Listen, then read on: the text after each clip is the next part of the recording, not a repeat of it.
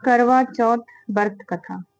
मानधाता ने कहा, हे इंद्र, तप के लिए अर्जुन के कोलगिरी पर चले जाने के पश्चात द्रौपदी खिन्न हो चिंता करने लगी। आहो, अर्जुन ने कठिन कर्म प्रारंभ किया है। इस कार्य में विघ्न डालने वाले बहुत शत्रु हैं। श्री कृष्ण जी से ऐसी चिंता कर द्रौपदी ने भिन्न को हटाने का उपाय पूछा। द्रौपदी ने कहा, हे जगन्नाथ, आप मुझे ऐसा व्रत बतलावे कि जिससे जिसके करने से सभी विघ्न नष्ट हो जाएंगे। श्री कृष्ण जी ने कहा, हे महाभागे, पार्वती ने शंकर जी से इस प्रकार पूछा था। तब शंकर जी ने पार्वती जी से जो बतलाया था वे वराह रोगे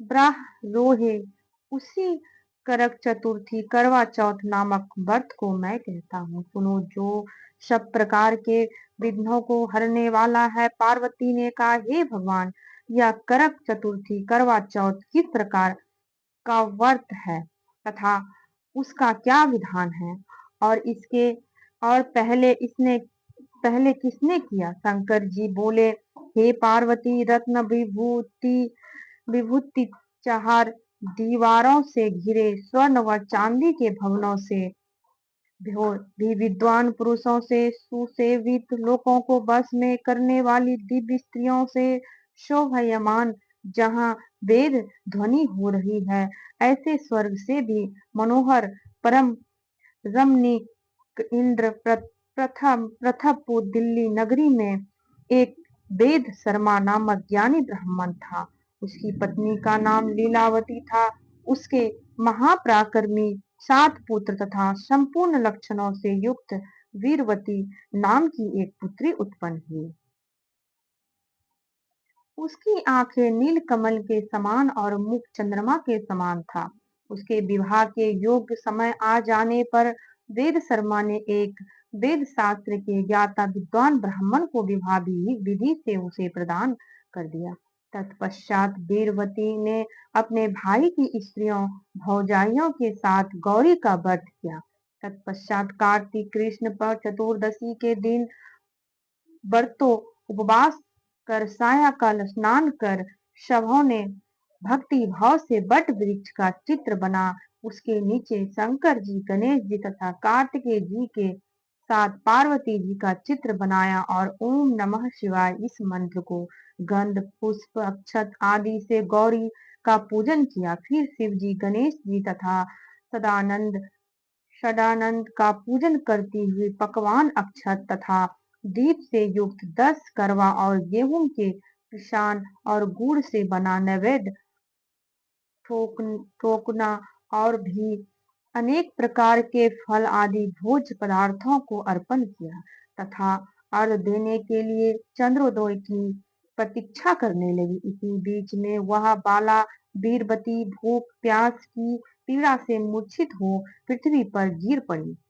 तब उसके बंधवन रुदन करने लगे। फिर वीरवती का मुख धो पंखे से हवा कर उसको दासत बंधवाया कि चंद्रमा निकलने ही वाले हैं, और उसका भाई चिंतन कर एक महान बट वृक्ष पर चढ़ गया। बहन के प्रेम से दुखी उसका भाई जलती हुई लुकारी से चंद्र का बहाना कर दिखलाया। तब वह उसे चंद्रमा का उदय जानकर दुख को त्याग विधि विधान से अर्घ देकर भोजन किया। इस प्रकार व्रत के दूषित होने के कारण उसका पति मर गया। तब वीरवती ने अपने पति को मरा देख पुनः शिवजी का पूजन किया। 1 वर्ष तक निराहार व्रत किया। व्रत के समाप्त होने पर करवा चौथ का व्रत फिर भौजाई ने किया और पूर्वक विधि विधान से वीरवती ने भी व्रत किया। तब उसी दिन वे देव कन्याओं के साथ इंद्राणी वहां करवा चौथ व्रत करने के लिए स्वर्गलोक से आई और कन्याओं के साथ इंद्राणी वहां करवा चौथ व्रत करने के लिए स्वर्गलोक से आई और वह स्वयं वीरवती के पास चली गई। मानो श्री वीरवती से इंद्राणी ने सब बातें पूछी। तब विनय पूर्वक वीरवती ने कहा कि जब मैं करवा चौथ का व्रत कर अनेक अनेक पति के घर गई तो मेरा पति मर गया। हमें ज्ञात नहीं कि मेरे किस पाप कर्म का फल मिला। हे महेश्वरी, आप हमारे भाग्य से यहाँ आ गई हैं, तो मेरे पति को जीवित कर मेरे ऊपर कृपा कीजिए।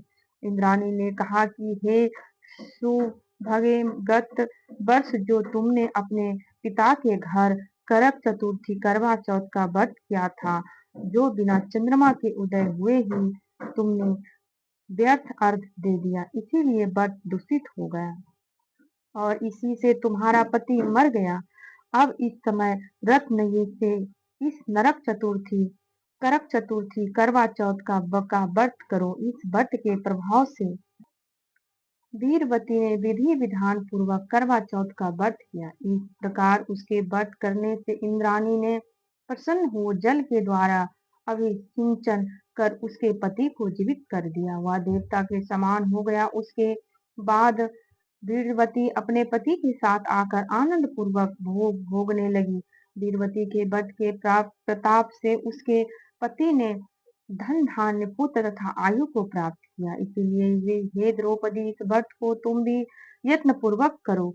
सूत जी ने कहा, हे ऋषियों, इस प्रकार श्री कृष्ण के वचनों को सुनकर द्रौपदी ने इस व्रत को किया, जिसके प्रभाव से संग्राम में कौरवों को जीतकर पांडवों ने अतुलनीय राज्य को प्राप्त किया और उनका दुख जाता रहा।